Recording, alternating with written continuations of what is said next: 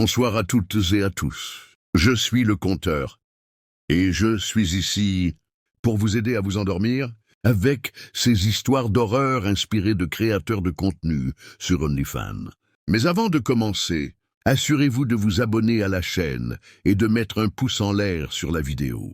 J'aimerais beaucoup savoir d'où vous venez et à quelle heure vous écoutez ceci, alors dites-le moi dans les commentaires. Quand vous êtes prêts, installez-vous confortablement et détendez-vous. Je m'appelle Wilmer et je suis barman. Et pour moi, faire partie du bar, c'est bien plus que simplement servir des verres. Il s'agit de créer une communauté. Alors vous pouvez imaginer à quel point j'étais dévasté quand la pandémie est arrivée et que nous avons été forcés de fermer nos portes pour une durée indéterminée. J'ai tenté de trouver d'autres façons de gagner ma vie. J'ai même commencé à livrer des cocktails pendant un certain temps. Ça marchait plutôt bien, mais ce n'était pas suffisant pour vivre décemment. Alors, j'ai commencé à envisager des options un peu plus désespérées, comme vendre ma voiture ou ma guitare. Mais ce qui m'a réellement brisé, c'était la possibilité de devoir donner mon chien Bruno à l'adoption. Je peux supporter beaucoup de choses, mon ami, mais l'idée d'emmener Bruno dans un refuge, ça jamais. C'était au-dessus de mes forces. C'est alors que le désespoir m'a envahi, et une idée assez extrême m'a traversé l'esprit. Pour vous donner un peu de contexte, à cette époque, j'étais un homme de 28 ans. Je n'étais ni le plus séduisant, ni le plus athlétique, mais je n'étais pas non plus laid. Disons que j'étais plutôt un gars ordinaire. Pourtant, jamais je n'aurais imaginé que cette apparence pourrait être la solution à mes problèmes. Tout a commencé un soir où j'ai entendu deux amis parler du dad bod. Ce type de corps masculin pas complètement sculpté. Vous voyez, littéralement un corps de papa. Je me souviens qu'une de mes amies disait que les filles préféraient ce genre de silhouette à celle des mecs hyper musclés avec les abdos en béton. Ce n'est pas comme s'il avait un ventre de tonneau, plaisanta-t-elle en riant, mais il a l'air vrai. Et en plus, ajouta-t-elle, les gars musclés ne sont pas toujours très drôles. Les dads sont plus cool, plus détendus. Cela m'a fait me sentir un peu mieux dans ma peau car je ne me suis jamais vu comme le genre de mec que les filles trouvent le plus attirant. Le concept du dad bod existait déjà depuis un moment, mais elle affirmait que c'était devenu tendance, et c'est là qu'elle m'a montré le profil. OnlyFans d'un type qui ressemblait à Nick Offerman. Le nombre de mentions j'aime et de commentaires qu'il recevait était impressionnant. Ce mec gagnait des milliers de dollars par mois. Son compte était gratuit à l'inscription, mais il proposait aussi du contenu personnalisé. Et je me disais, qu'est-ce qu'il pourrait bien montrer, à part des photos étranges? Mais non. Le type faisait des vidéos du genre « Je te borde » ou « Bonjour mon cœur », faisant semblant de se réveiller à tes côtés et de t'apporter le petit déjeuner. Des choses que ferait un homme normal avec sa copine. Sauf qu'il faisait semblant de le faire avec toi. C'était un contenu tellement soft qu'on aurait pu le diffuser sur une chaîne familiale. Mais il faisait payer plus de 50 $ pour chaque vidéo personnalisée. Et moi, pendant mon service, je ne pouvais pas m'empêcher de penser à ce mec. Il devait être sacrément heureux de gagner cet argent. Et ses abonnés avaient l'air ravis eux aussi. Je ne pouvais pas m'empêcher d'imaginer à quoi ressemblerait ma vie si je faisais pareil. Bien sûr, il devait probablement y avoir du contenu plus hot derrière un mur payant. Mais bon, si je pouvais gagner quelques milliers de dollars par mois juste en souhaitant « Bonne nuit à une fille !» Pourquoi ne pas tenter ma chance avec un peu de ce doux argent de OnlyFans? Est-ce que je pourrais faire pareil? Je me posais la question. Ce n'était pas vraiment comme ça que je me voyais, mais je pouvais essayer. Quand j'ai lu qu'il voulait que je l'insulte de toutes les manières possibles, j'ai ressenti un profond dégoût. C'était la première fois que j'avais une confirmation tangible que certains de mes abonnés étaient des hommes homosexuels. Mais ce n'était pas seulement ça. C'était ce qu'ils voulaient entendre. Ce qu'ils me demandaient réellement, qui m'a mis extrêmement mal à l'aise. Alors j'ai répondu simplement, dans un message direct, « Je suis désolé, je ne peux pas faire ça. Y a-t-il autre chose que je puisse faire pour toi ?» Mais bien sûr, je n'ai pas reçu la réponse que j'attendais. La réaction fut presque immédiate. Une offre pour doubler le montant d'argent proposé. À ce moment-là, je me suis senti un peu insulté. Ils pensaient vraiment que j'allais dire oui juste pour un peu plus d'argent? Cela transgressait totalement mes principes. Ce n'était pas une question d'argent. Alors, vous pouvez imaginer à quel point je me suis senti sale lorsqu'on m'a proposé une somme à 4 chiffres. Et même si j'ai honte rien qu'en y repensant, au final, j'ai accepté. J'ai fini par faire ce qu'il demandait. Je lui ai dit les choses les plus méprisables qui soient jamais sorties de ma bouche. Et le pire, c'est que je me suis surpris à bien jouer ce rôle. Trop bien, en fait. J'étais dégoûté de moi-même, pas seulement pour avoir cédé, mais parce qu'à chaque horreur prononcée, je me sentais encore plus humilié que lui. Je voulais cet argent, et c'est honteux à quel point j'ai renoncé rapidement à mes convictions. Je me suis senti mal, vraiment mal, pendant plusieurs jours. Mais quand une autre offre est arrivée, d'un autre abonné, pour la même chose au même prix, je n'ai simplement pas su dire non. Le bar ne nous versait même pas de chômage à cette époque. On était en quarantaine depuis environ 3 mois, et l'argent s'était complètement évaporé. Alors, même si ça ne me plaisait pas, j'étais déjà devenu presque totalement dépendant d'OnlyFans pour survivre. Et quand les demandes ont commencé à devenir plus extrêmes, je n'ai pas vu d'autre choix que d'y répondre. C'était vraiment une période sombre. Je me sentais comme une ordure. Et ça, aucun montant ne pouvait le compenser. Avec le recul, je vois bien que j'aurais pu empêcher que ça dégénère autant. J'aurais pu garder le cap, rester dans un cadre plus soft et vivre raisonnablement bien jusqu'à la réouverture des bars à New York. Mais non, la cupidité s'est emparée de moi et j'ai fini par faire des choses vraiment ignobles. Un jour, j'ai acheté tout un paquet de saucisses italiennes humides, juste pour qu'un type puisse s'imaginer à quoi ressemblerait son équipement si je marchais dessus avec des bottes à embout d'acier. Je croyais que c'était le point le plus bas que je pouvais atteindre. Mais j'étais loin du compte. L'événement qui a marqué un vrai tournant, c'est quand j'ai commencé à recevoir des messages d'un nouvel abonné. C'était un type avec un compte anonyme du genre 8.7484, CH484. Ce genre de profil qui envoie toujours les messages les plus étranges. Il m'a proposé une somme obscène d'argent. Mais il a aussi mentionné qu'une partie de cette somme était destinée à l'achat de matériel, comme il l'appelait. Pour résumer, cette personne voulait que je me rende dans un immeuble où une femme hispanique vendait des chiots. J'étais censé y aller, en choisir un et le ramener chez moi. Au début, j'ai demandé pourquoi. Pourquoi voulait-il que je fasse ça? Il ne m'a pas répondu, il m'a juste tenu un discours sur l'authenticité et promis que ce serait une source de revenu exceptionnel dans le futur. Mais il s'agissait d'un chiot, et je ne voyais absolument pas comment ça pouvait bien finir, surtout en lien avec OnlyFans. Et malheureusement, j'avais raison. Je ne veux pas entrer dans les détails, les plus sordides, de ce que cet individu voulait que je fasse. Mais c'était l'une des choses les plus horribles et tordues que j'ai jamais entendues dans ma vie.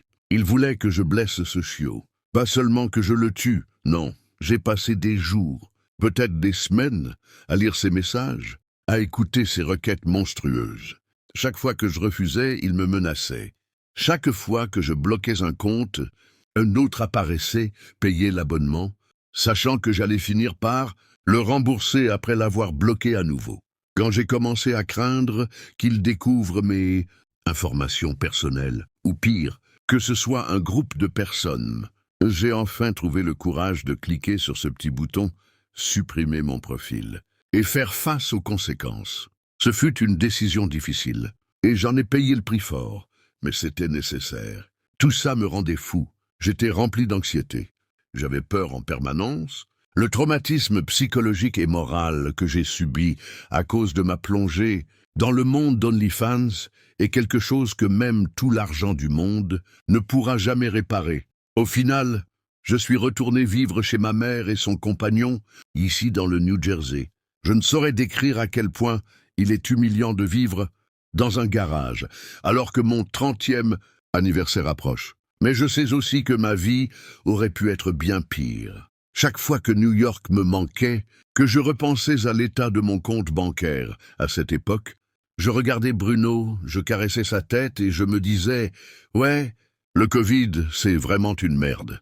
Ça a ruiné des vies, y compris la mienne. Mais au moins, je t'ai encore. » C'était un maigre réconfort au milieu du chaos.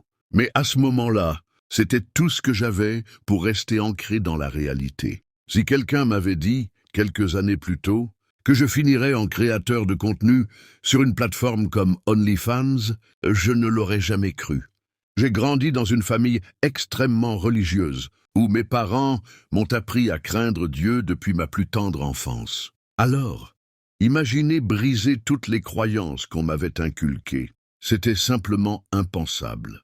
Mais tout a changé quand ma mère et moi avons décidé de fuir le ranch où nous vivions, avec notre famille, au sein d'une communauté religieuse fermée, pour commencer à interagir avec des personnes qui n'avaient rien à voir avec notre éducation. Ce n'est qu'à ce moment-là que j'ai compris que j'avais grandi dans une sorte de secte religieuse extrémiste. Même si ma mère regrettait mes frères, mon père, et qu'elle a fini par retourner là-bas quelque temps plus tard, moi je ne l'ai pas fait. La dernière chose que je voulais, c'était y remettre les pieds. Mon père était un homme extrêmement strict et contrôlant, qui exerçait souvent une violence verbale et physique sur ma mère, mes frères, et moi aussi. Pourtant, malgré tous les abus qu'elle avait subis, ma mère ne s'était jamais sentie à sa place, en dehors de cette communauté. Elle ne s'est jamais adaptée à la vie, dans une société qu'elle considérait comme blasphématoire et impie, pour reprendre ses propres mots. Moi, en revanche, je refusais de retourner dans cet enfer oppressant. J'ai passé des années à désapprendre toutes les idées folles qu'on nous avait implantées dans l'esprit, tout en essayant de comprendre le monde et de trouver ma place en son sein. Dans mon enfance, je n'aurais jamais imaginé un avenir comme celui-là. Je rêvais d'accomplir les attentes absurdes imposées par le leader de la communauté, un fou mégalomane qui manipulait les âmes vulnérables. Mais même si j'étais parvenu à construire une vie à peu près stable dans la petite ville où je vis désormais, tout s'est compliqué pendant la pandémie. J'ai perdu mon travail et je me suis retrouvé complètement perdu, sans savoir comment j'allais payer mes factures, ou même manger et subvenir à mes besoins. Mais un jour, alors que je faisais défiler Facebook sans réel intérêt, je suis tombé sur une publication d'une vieille amie. Elle avait posté quelques photos osées avec un lien pour en voir plus. Cela m'a poussé à creuser un peu et j'ai fini par regarder une tonne de vidéos, expliquant comment gérer une page de contenu pour adultes. J'essayais de comprendre si c'était quelque chose que je devrais envisager. Finalement, le désespoir m'a conduite à créer un compte sur la plateforme OnlyFans. C'est comme ça que mon parcours de créatrice de contenu pour adultes a commencé. Je dois dire que les premières semaines ont été un véritable défi. Et comme je ne voulais pas être reconnu, j'ai démarré de manière complètement anonyme. Et je suis resté dans cet anonymat pendant quelques mois. Puis lors d'une discussion avec mes abonnés, j'ai mentionné que j'étais fan d'anime. Quelqu'un m'a alors suggéré de faire du cosplay. Et là, j'ai découvert que c'était fait pour moi. En seulement 4 mois, je suis devenue l'une des créatrices les plus populaires dans cette niche. Je portais des perruques, des lentilles colorées. Je me déguisais en personnage d'anime célèbre, ce qui me rendait quasiment méconnaissable, donc parfaite pour garder l'anonymat. Quand j'entrais dans un personnage, j'avais l'impression de vivre le meilleur des deux mondes. C'était il y a 4 ans, et même si ma popularité a connu des hauts et des bas, j'ai toujours eu un noyau fidèle d'abonnés qui me soutenaient coûte que coûte. Bien sûr, il y a eu quelques situations étranges avec des harceleurs, mais ils ont fini par abandonner. Cependant, tout a changé quand j'ai commencé à recevoir des colis étranges par la poste. J'avais ouvert une boîte postale dès ma première année parce que certains abonnés voulaient m'envoyer des cosplays à porter pour mes séances photos ou mes lives. Je trouvais ça plutôt cool, jusqu'à ce que les colis deviennent de plus en plus inquiétants. Le genre de choses qu'un harceleur vous envoie. Par exemple, un jour, un type m'a envoyé des photos de moi dans un cosplay que j'avais fait quelques semaines plus tôt. Et ce n'était clairement pas ce à quoi je m'attendais. Mais c'est le colis suivant qui m'a glacé le sang. En ouvrant la boîte, j'y ai trouvé d'autres photos de moi. Encore. Mais cette fois, il y avait des messages terrifiants écrits au dos. Des phrases comme « Tu vas bientôt mourir » et « Je vais adorer te tuer ». Ou encore « Tu es immonde ». Je dois avouer que j'ai eu très peur en lisant ça. Qui ne le serait pas? J'ai essayé de me calmer, de me dire qu'il existe plein de gens malveillants qui aiment juste terroriser les autres. Mais le colis suivant était encore pire. Il contenait lui aussi des photos, accompagnées de menaces. Mais cette fois, il y avait deux clichés en particulier qui m'ont complètement figé. Ils montraient encore une fois moi. Mais pas depuis mes lives. Non, ces photos avaient été prises à l'extérieur, dans ma vie réelle. Sur l'une, je sortais les poubelles. Sur l'autre, je revenais du supermarché, les bras chargés de sacs. Et là, j'ai su. Ce n'était plus un simple inconnu sur Internet. Ce n'était plus un abruti qui s'amusait à me faire peur. C'était quelqu'un qui savait qui j'étais, quelqu'un qui savait où je vivais. Un jour, en rentrant de chez le coiffeur, j'ai décidé qu'il était temps d'agir. J'ai donc appelé le 911 et j'ai expliqué à l'opérateur tout ce qui se passait et à quel point j'étais terrifié d'ouvrir ces colis. Personne n'était censé connaître mon adresse, non? Après ça, j'ai commencé à rediriger toute ma correspondance vers une autre boîte postale. Même mon courrier personnel, je vivais dans un village rural, et ma maison était assez isolée. Mon voisin le plus proche, que je ne croisais que de temps en temps quand il allait dans la forêt, avait lui-même une aura un peu étrange. Il tenait une sorte de pavillon de campagne. Un jour, j'ai encore reçu un paquet suspect et je lui ai parlé de ce qui m'arrivait. Il m'a dit que si je ne pensais pas que c'était une bombe, je n'avais pas d'autre choix que d'ouvrir le paquet pour voir ce qu'il contenait. Alors je l'ai fait. Mais à l'intérieur, c'était la même chose. Des photos, des menaces vagues, comme les précédentes. La différence, c'était cette signature muac, comme si quelqu'un imitait la façon dont je terminais. Toujours mes lives avec mes fans. L'opérateur du 911 m'a conseillé de déposer un signalement si les colis continuaient à arriver et d'installer des caméras de sécurité ainsi qu'un système d'alarme si je n'en avais pas encore. J'ai suivi son conseil. J'ai acheté une caméra Ring, puisque j'avais déjà une alarme. Tout s'est calmé après ça. J'ai pensé que le harceleur avait perdu tout intérêt. Les semaines m'ont passé. Aucun paquet étrange. Je me suis un peu relâché. Grave erreur. Environ 3 semaines après avoir reçu mon dernier colis suspect, j'organisais un événement spécial de cosplay pendant 1 mois. Ce jour-là, j'étais déguisé en personnage de Sailor Moon quand j'ai entendu frapper fort à la porte. Je n'étais pas sûr d'avoir vraiment entendu.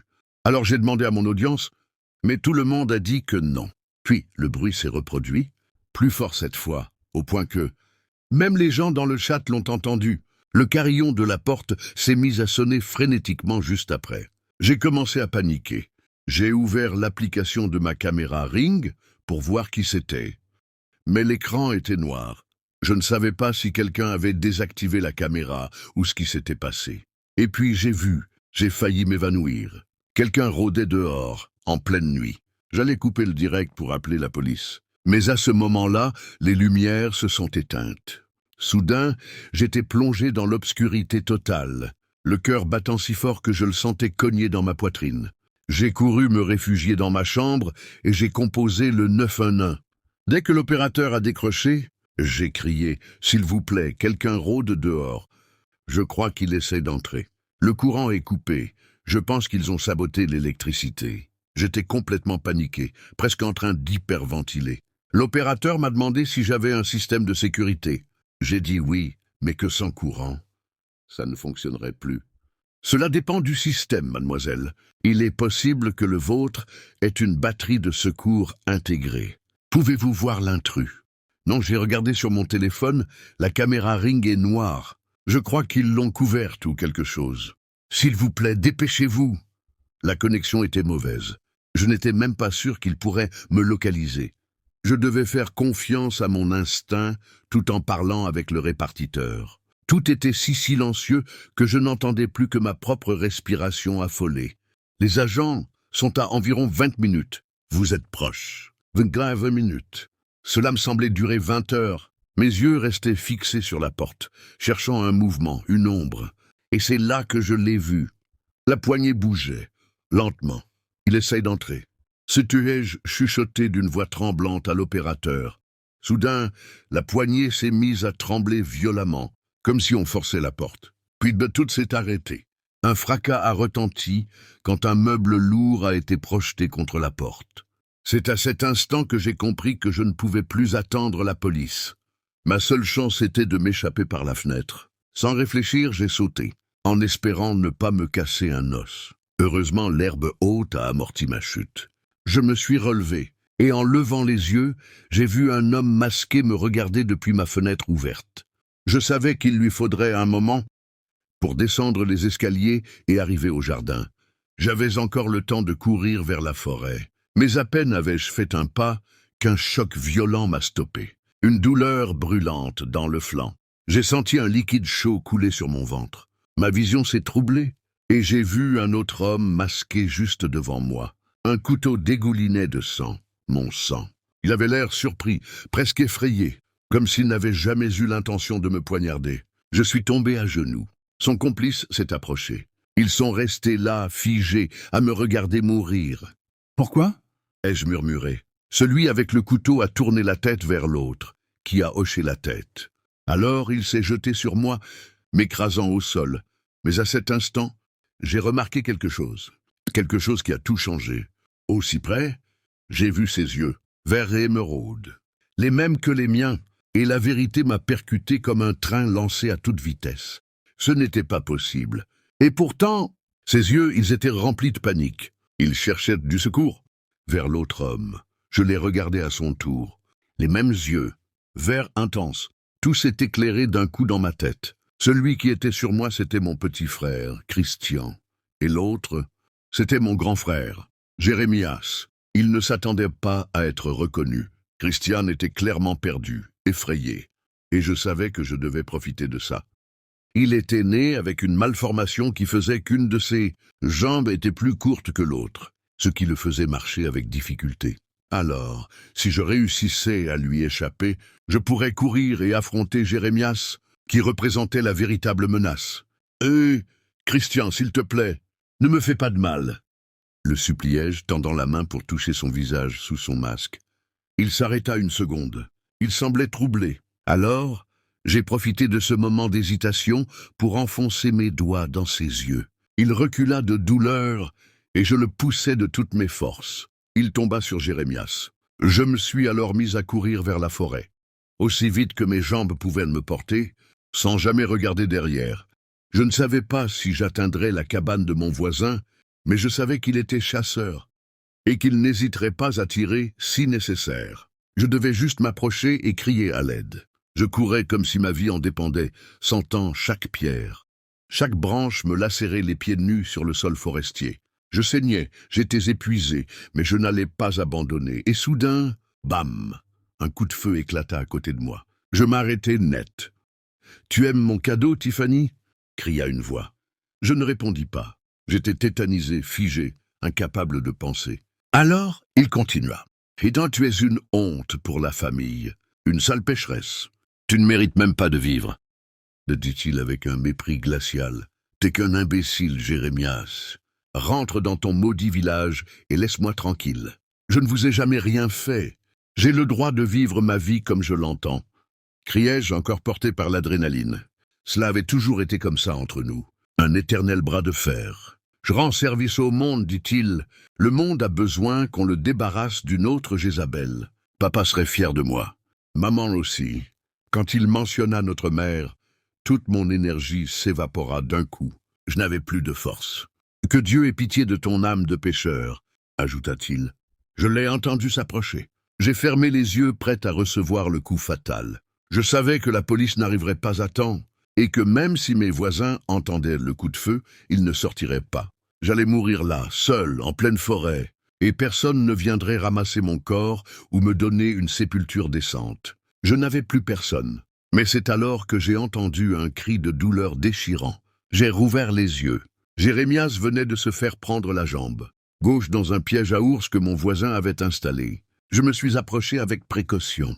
Le piège semblait lui broyer la jambe en deux. À chaque tentative pour se libérer, il ne faisait qu'empirer la blessure. Sa jambe saignait abondamment. Son arme était tombée quelques mètres plus loin, hors de portée. Sans réfléchir, je l'ai ramassé. J'avais deux options, abréger ses souffrances ou le laisser se vider de son sang. Mais au lieu de cela, je suis passé juste au-dessus du piège. Et à ce moment-là, il s'est refermé brutalement, sectionnant sa jambe au niveau du mollet. Jérémias hurla de douleur, se tordant au sol comme un serpent blessé. Le sang formait une flaque sombre sous la lumière de la lune. C'est alors que j'ai entendu les sirènes au loin. Les gyrophares rouges et bleus clignotaient à travers les arbres. Jérémias fut emmené d'urgence à l'hôpital et opéré pour stopper l'hémorragie. Puis il fut incarcéré. Christian, lui, a réussi à s'échapper. J'imagine qu'il est retourné à la communauté. Depuis, j'ai continué à produire du contenu pour adultes. Mais je n'ai plus jamais reçu de menaces. Et je n'ai plus jamais entendu parler de Christian. Salut à toutes et à tous, j'espère que vous allez bien. Avant de vous raconter cette expérience glaçante en lien avec OnlyFans, je tiens à préciser une chose. Ce n'est pas une critique de la plateforme, ni des personnes qui y travaillent. Si quelqu'un décide de gagner de l'argent en partageant des photos de lui-même, c'est son choix, son droit et je le respecte. Cependant, ce que j'ai vécu à cause de cette plateforme a failli détruire ma vie. Et le plus fou, c'est que je n'avais même pas de compte là-bas. Tout a commencé juste après ma rupture avec un garçon avec qui j'étais sorti pendant environ 3 ou 4 mois. Quand on est mère célibataire, sortir avec quelqu'un devient parfois un véritable défi. Pour moi, ça l'a été bien plus que je ne l'aurais cru. Je peux comprendre que certains hommes n'aient pas envie de s'engager avec un enfant qui n'est pas le leur. Mais j'aurais aimé que certains soient un peu plus ouverts à cette idée. Ce n'est pas que je voulais à tout prix avoir un autre enfant avec eux, mais c'est triste de voir à quel point le simple fait d'avoir un enfant d'une relation passée effraie autant de gens. Alors imaginez ma surprise quand j'ai rencontré Sam. Ce n'était pas un homme réel, enfin, pas au sens profond du terme, mais je préférais ne pas m'attarder là-dessus. Ce qui m'a étonné, c'est qu'avoir un enfant de 6 ans ne semblait pas du tout le déranger. Il paraissait même enchanté par l'idée et me posait beaucoup de questions sur mon petit garçon. J'étais soulagé et même touché. J'avais enfin trouvé quelqu'un qui ne fuyait pas, en courant dès que j'évoquais mon fils. Surtout un homme charmant et séduisant comme lui. Alors, quand Sam m'a proposé une relation sérieuse, j'ai failli hurler de joie. Mais comme souvent dans ces histoires, le bonheur n'a pas duré. Le premier signal d'alarme est apparu quand Sam a commencé à dire à mon fils qu'il pouvait l'appeler papa. Au début, j'ai cru que c'était une plaisanterie maladroite. Mais quand je lui ai dit que je ne voulais pas que mon fils grandisse confus, puisque son vrai père était encore dans sa vie, sa réaction m'a glacé. Il n'a montré aucun respect pour ce que je venais de lui dire. Pire encore, il s'est permis de faire des commentaires déplacés sur le père de mon enfant et même sur mes goûts en matière d'homme. C'était gênant et, pour être honnête, répugnant. Même si tout cela était très étrange, je ne voulais pas tout abandonner aussi vite. Des hommes comme Sam sont rares, me disais-je. Peut-être que je voyais le mal là où il n'y en avait pas. Mais après 2 mois de malentendus, pas très fréquents, mais bien réels, j'ai dû me rendre à l'évidence. Si une personne était faite pour moi dans ce monde, ce n'était certainement pas lui. J'étais déjà sorti avec des hommes bien mieux, à préparer à une rupture que Sam. J'avais connu des séparations douloureuses, mais ce que Sam a fait dépassait tout ce que j'aurais pu imaginer. Quand j'ai décidé de mettre fin à notre relation, la situation est vite devenue tendue, mais je ne savais pas encore à quel point tout allait empirer. Je pensais avoir pris la bonne décision, alors je l'ai fait franchement. Je lui ai dit que je ne voulais plus être en couple avec lui, que nous étions manifestement incompatibles.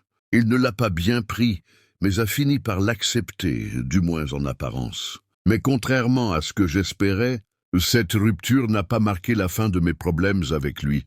Et je dois l'avouer, c'est un peu de ma faute. Mon erreur, ça a été de lui, faire confiance avec certaines photos intimes que je lui avais envoyées. J'imagine que comme lui aussi m'en avait envoyé, j'ai cru que c'était une sorte d'accord tacite. Une dissuasion mutuelle, comme une version numérique de la guerre froide entre les États-Unis et la Russie. Je croyais sincèrement que, puisque nous nous étions échangés des contenus privés, aucun de nous ne s'en servirait contre l'autre. Après notre séparation, j'ai supprimé toutes les photos que je lui avais envoyées, persuadé qu'il ferait de même. Mais j'avais tort. Je l'ai compris le jour où une amie m'a envoyé un message. « Oh, das un compte OnlyFans. Trop cool, meuf !» Je ne comprenais pas de quoi elle parlait. Je lui ai demandé, et sa réponse m'a glacé. Tu plaisantes, hein? Ce n'est pas censé être un secret? J'ai alors tapé mon propre nom sur Google, suivi de OnlyFans. Et là, je suis resté sans voix. Le site entier regorgeait d'images provocantes de milliers de personnes. D'après ce que j'ai compris, beaucoup de filles y vendaient leurs photos et vidéos intimes et gagnaient bien leur vie. Honnêtement, 2 000 $ en plus par mois, je ne dirais pas non. Mais le problème, c'est que je n'avais jamais créé de compte. J'ai immédiatement demandé à mon amie de m'envoyer ce qu'elle avait vu. Et là, j'ai découvert un profil OnlyFans, créé à mon nom, avec une photo provocante, que j'avais bel et bien envoyée à Sam, en privé. L'abonnement était gratuit. Alors, prise de panique, j'ai créé un faux compte pour voir ce qu'il contenait. Et ce que j'y ai trouvé m'a horrifié. Au moins 10 photos que je lui avais envoyées, toutes accompagnées de commentaires dégradants, que je préfère ne pas répéter ici. J'étais furieuse. Mais le pire, c'est que Sam avait aussi publié mon adresse, ma vraie adresse, le numéro d'appartement, le code postal, tout. Mon cœur s'est effondré. J'ai réalisé à quel point j'étais vulnérable et combien cette situation pouvait devenir dangereuse, pour moi et pour mon fils. J'ai mis les mains sur ma tête et j'ai éclaté en sanglots. Je venais de mettre en danger la personne que j'aimais le plus au monde. Je savais que tout cela, c'était à cause de Sam, et j'ai ressenti une rage incontrôlable. Comment pouvait-on être aussi malade pour exposer ainsi une mère célibataire et son enfant? Et pourtant, je ne pouvais m'empêcher de me sentir coupable. Je suis mère, j'aurais dû faire plus attention. Je ne suis plus une adolescente à la recherche d'attention. Je voulais simplement me sentir désirée, et j'imagine que beaucoup me comprendront. Mais je ne me pardonnais pas d'avoir été aussi imprudente. Finalement, j'ai réussi à faire supprimer le profil. Et j'ai appris qu'OnlyFans et d'autres plateformes exigeaient désormais une vérification d'identité pour éviter ce genre de drame. Mais malgré tout, que se passerait-il si quelqu'un volait les papiers d'une fille? Aucun système n'est infaillible. Les faux profils sont toujours possibles. Je ne suis pas là pour juger celles et ceux qui choisissent ce chemin. Je veux juste vous dire une chose, protégez-vous. Mettez votre sécurité en priorité. Parce que des malades, il y en a trop. À cette époque, j'étais au début de ma vingtaine. J'avais perdu 4 années à l'université, en poursuivant un diplôme en histoire de l'art.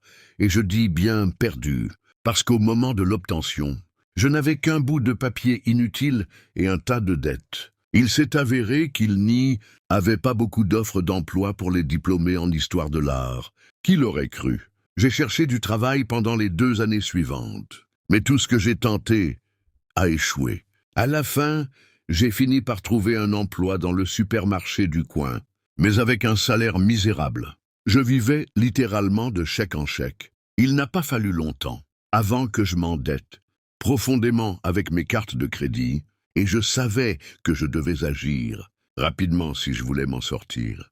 Je me suis souvenu de mes années à l'université et de quelques amies qui avaient abandonné leurs études parce qu'elles avaient trouvé un travail secondaire très lucratif. Beaucoup d'entre elles tentaient de le cacher, mais je savais qu'elles étaient toutes devenues des cam girls. À l'époque, je fronçais les sourcils face à cette manière de gagner de l'argent, mais dans ma situation actuelle, j'étais prête à envisager à peu près n'importe quoi. J'étais littéralement en train de me noyer dans les dettes et au bord de la faillite. Sans en parler à personne, j'ai commencé à faire des recherches pour entrer dans ce milieu. Mais plus je creusais, plus je comprenais pourquoi j'étais contre cette idée à l'époque. C'était vraiment dégradant à mes yeux. Peu importe les jolis noms qu'on lui donne, cela revenait à se prostituer, mais virtuellement. Je ne me sentais pas du tout à l'aise à l'idée de m'exposer de cette façon sur Internet, encore moins devant un inconnu au hasard. Et peu importe combien je me forçais, mon corps ne me permettrait jamais d'aller jusqu'au bout. Mais j'étais sur le point d'abandonner complètement cette option. Mais cela me laisserait exactement là où j'étais, brisé, désespéré. C'est alors que je suis tombé sur quelque chose. Un petit encart publicitaire étrange disait « Tu es une cam girl à la recherche de bons revenus? Inscris-toi sur Dripping Red Fantasies, où tu peux créer tes propres règles. » Ce qui m'a tout de suite interpellé, c'est que la fille gothique, sur l'image de l'annonce, était entièrement habillée.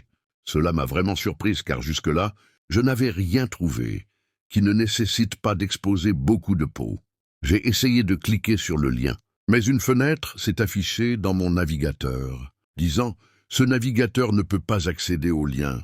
Veuillez essayer avec le navigateur Tor ». En voyant les mots « navigateur Tor », j'ai tout de suite repensé à une conversation que j'avais eue à la fac à propos du web profond. Je savais que ce navigateur donnait accès au dark web, et je savais aussi que rien de bon ne venait de cet endroit. Les nombreuses histoires d'horreur qui circulaient à son sujet parlaient d'elles-mêmes, et tout, mon corps me criait de ne pas y aller. Mais ma détermination s'est intensifiée, car je savais que ce lien pouvait peut-être être ce que je cherchais, et j'étais prêt à tout. J'étais désespéré, littéralement à un pas de me retrouver à la rue. Alors, je n'ai pas réfléchi longtemps. J'ai installé le navigateur Tor et j'ai cliqué sur le lien. J'ai été immédiatement redirigé vers un site nommé Dripping Red Fantasies et on m'a montré une série de vidéos étranges. J'ai cliqué sur l'une d'elles et ce que j'ai vu d'abord, c'était une fille plutôt bien habillée, encore une fois. Elle a sorti une aiguille et s'est percé la peau. J'ai vu le sang couler lentement le long de son corps. La scène se répétait. Elle ne se perçait jamais dans une zone vitale. C'était visiblement contrôlé. En continuant à explorer le site, j'ai remarqué que toutes les vidéos suivaient le même schéma. Elles impliquaient du sang. Dans l'une, une fille s'aspergeait de faux sang tout en parlant de manière coquine à la caméra.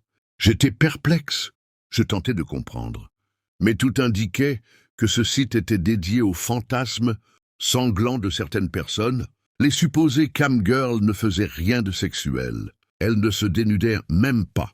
Et après un certain temps, j'ai compris. Je me suis souvenu d'un article que j'avais lu il y a quelque temps à propos d'un fétiche sexuel appelé hématophilie. On l'appelle aussi le blood play. Et comme son nom l'indique, c'est une attirance pour le sang, son odeur, sa texture, sa vue. Et là, tout a fait sens. J'ai compris ce que j'étais en train de voir et pourquoi le site s'appelait Dripping Red Fantasies. Quand j'ai terminé mon exploration, un sourire s'est dessiné sur mon visage. Je venais de trouver exactement ce que je cherchais. C'était parfait pour moi. Je n'avais pas besoin de me déshabiller devant une caméra. Tout ce que le public voulait voir ici, c'était du sang. Et moi, je n'avais pas peur des aiguilles, ni de me faire saigner un peu. Ce soir-là, je me suis couché le cœur léger, convaincu d'avoir trouvé la solution à tous mes problèmes. Le lendemain, je me suis inscrite immédiatement sur le site. Et très vite, je suis devenue une créatrice de contenu pour cette plateforme. L'argent que j'ai gagné avec les vidéos était incroyable. J'ai fini par arrêter de me rendre à mon travail au supermarché. J'ai ignoré tous les appels de ma responsable, qui m'avait embauché par gentillesse, car elle était ma voisine et connaissait mes difficultés. C'était une bonne personne, avec de bonnes intentions. Mais à ce moment-là, tout ce que je voulais, c'était créer de plus en plus de vidéos et gagner encore plus d'argent. Tout allait parfaitement bien sur le site, jusqu'à un après-midi fatidique de février. Ce jour-là, j'ai décidé de poster une annonce disant que j'acceptais des demandes personnalisées. Les spectateurs pouvaient me payer instantanément pour que je réalise ce qu'ils voulaient. Et dans cette nouvelle manière de produire du contenu pour Dripping Red Fantasies, les requêtes ont commencé à arriver. Pique-toi le doigt et étale le sang sur tes lèvres. Coupe-toi les cuisses et laisse le sang couler le long de tes jolies jambes. Honnêtement, je n'avais aucun problème à faire ces choses. Surtout que mes abonnés me payaient très, très généreusement. Cela faisait un moment que je faisais ce genre de contenu en direct, et les demandes devenaient de plus en plus étranges. Mais je les réalisais la plupart du temps sans hésiter, parce que ces types dépensaient entre 600, 700 et même jusqu'à 1000 $ pour une seule demande. Je recevais encore beaucoup de demandes, mais j'étais rassuré en sachant qu'elles respectaient toutes les limites que j'avais fixées dans ma biographie. J'y avais décrit très clairement ce que j'étais prêt à faire et jusqu'où j'étais à l'aise d'aller. C'était l'une des choses que j'aimais dans ce travail. Je pouvais fixer mes propres règles. Je ne faisais que ce que je décidais. Ce jour-là, j'ai continué ma session en direct pendant un moment. comme je le faisais régulièrement, jusqu'à ce que je sois fatigué. Alors j'ai demandé une dernière demande, quelqu'un? Personne n'a répondu. J'ai supposé que tout le monde était satisfait. J'étais sur le point de couper le live quand un utilisateur appelé Bloody Tiger a écrit « Éventre-toi ». J'ai été choqué par cette requête, bien trop sombre, très loin des demandes habituelles de mes spectateurs. Alors j'ai répondu calmement « Désolé, mon chou, je ne peux pas faire ça. C'est beaucoup trop extrême. Essaie une autre chaîne. Il est peu probable que quelqu'un accepte, mais qui sait, tu pourrais tomber sur une fille prête à le faire. » Encore mal à l'aise après cette demande morbide, j'ai tenté de mettre fin à la session. C'est alors que Bloody Tiger a envoyé 1000 $ pour la requête. Avant que je ne puisse dire un mot, il a continué « Allez, bébé, je viens de te faire le plus gros paiement de ta vie. Tu n'as jamais vu autant d'argent d'un coup. Alors vas-y, éventre-toi pour moi, bébé, tu vas adorer. Fais-moi confiance, je veux juste te voir te débattre, couverte de ton propre sang. » Là, j'ai compris, je venais de tomber sur un vrai malade. Bloody Tiger était clairement délirant. Alors je lui ai répondu d'un ton ferme. Je t'ai dit que c'était non. Dégage de ma chaîne. Son ton a aussitôt changé. Très bien, salope. Je pensais pas que tu serais une trouillarde après tout cet argent. Mais j'imagine que t'es qu'une idiote de plus. Rends-moi mon fric. Je vais trouver une vraie femme. Une qui a les couilles de faire ce que je demande. Il a commencé à me donner ces informations bancaire pour que je lui rembourse les fonds. Et c'est vrai, ce qu'il disait était vrai. Je ne reverrai peut-être jamais une somme pareille, mais je ne voulais pas non plus accomplir son fantasme malsain. J'étais face à un dilemme, mais une chose était sûre, je voulais garder cet argent. Alors mon corps a agi avant que mon cerveau ne réfléchisse. J'ai coupé le live avant de pouvoir effectuer le remboursement.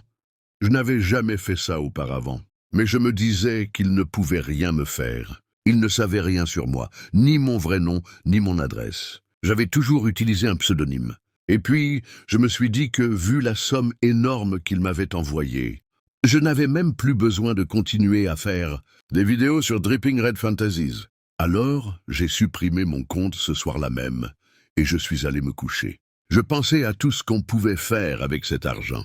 Je ne sais pas pourquoi, mais je ne me sentais même pas coupable d'avoir volé 15 000 $ à ce type.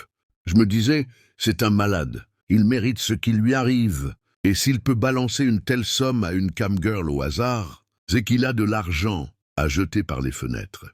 Les jours ont passé, et rien ne s'est produit. J'ai presque oublié tout ce cauchemar, jusqu'à ce jour fatidique, le jour où ma bulle de bonheur a éclaté de la pire manière possible. Et les conséquences m'ont marqué à vie. C'était un mardi. Je venais de rentrer des courses. Je rangeais mes provisions dans le frigo. Quand j'ai senti des mains puissantes saisir ma gorge et ma bouche, en quelques secondes, j'ai été violemment plaqué au sol. Tout s'est passé si vite que je n'ai presque pas eu le temps de réagir. Mais la peur m'a envahi. J'ai vu un homme très grand me faire face. Un sourire tordu, monstrueux, s'étalait sur son visage. Il a dit « Je t'ai enfin trouvé, sale garce ». Je me suis figé. Je connaissais cette voix. Je savais exactement qui c'était. « Bloody Tiger, je vois que t'es pas aussi stupide que je le pensais », a-t-il ajouté. Paralysé par la peur, je me demandais comment il avait pu me retrouver. Je l'ai vu sortir un couteau dentelé de sa poche. Il s'est approché lentement d'un pas lourd. Prise de panique, j'ai crié la première chose qui m'est venue à l'esprit. « Je suis désolé. Je t'ai toujours ton argent. Je l'ai à peine touché, s'il te plaît. Baisse ce couteau. On peut en parler comme des adultes. » Il a ri, un rire froid. Et il a répondu, « Parler? Tu n'es qu'une voleuse de merde. Tu m'as refusé ce que j'ai demandé. Et après tu m'as volé. Je suis sûr que t'as cru pouvoir t'en sortir. Mais personne n'échappe au putain de Bloody Tiger. S'il te plaît, je t'en prie. J'ai encore ton argent. Je regrette ce que j'ai fait. Je te le rendrai. » J'étais désespéré, terrifié, mais dans ses yeux, je voyais déjà qu'il n'était plus question d'argent. Tu as déjà pris cet argent par la force. Alors maintenant, il est à toi. Je ne suis pas venu pour discuter. Je suis venu récupérer la valeur de mon argent. Et puisque ma dernière demande n'a pas été honorée, j'ai décidé de l'accomplir moi-même. Cet homme était un malade.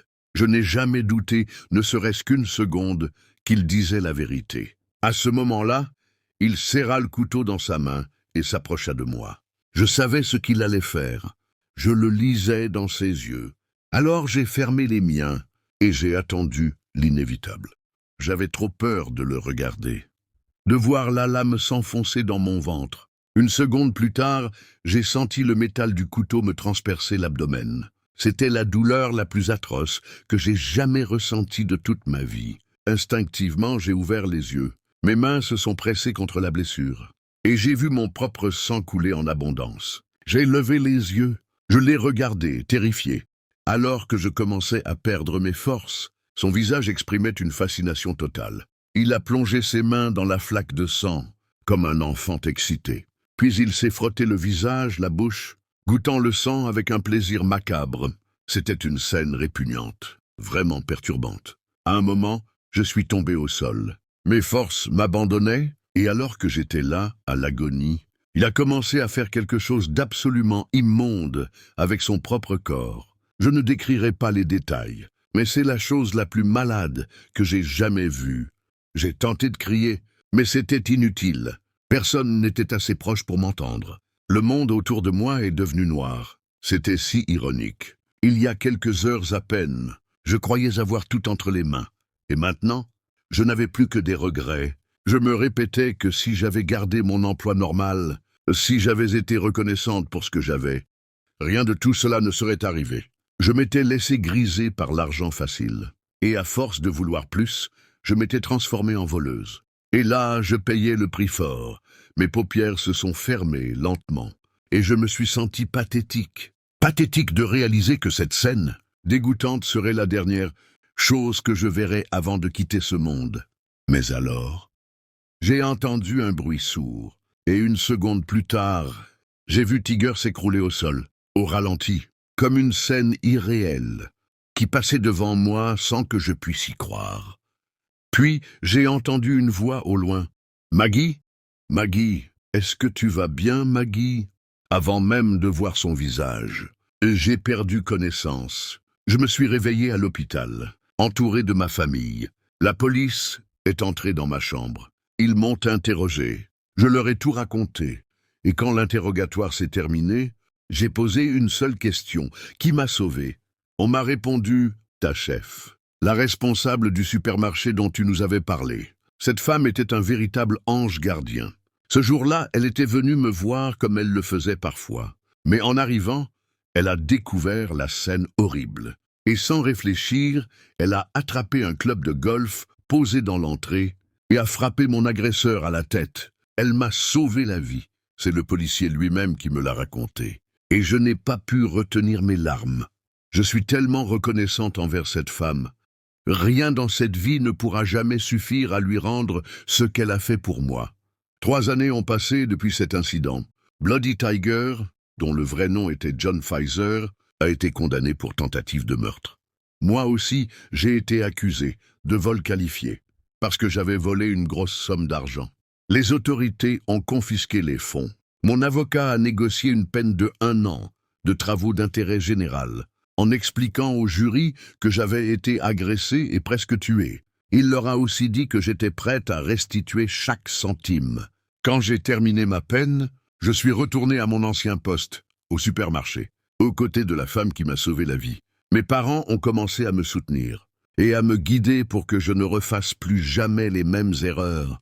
Aujourd'hui, je ne gagne plus autant d'argent qu'avant, mais je suis heureuse, parce que j'ai compris une chose.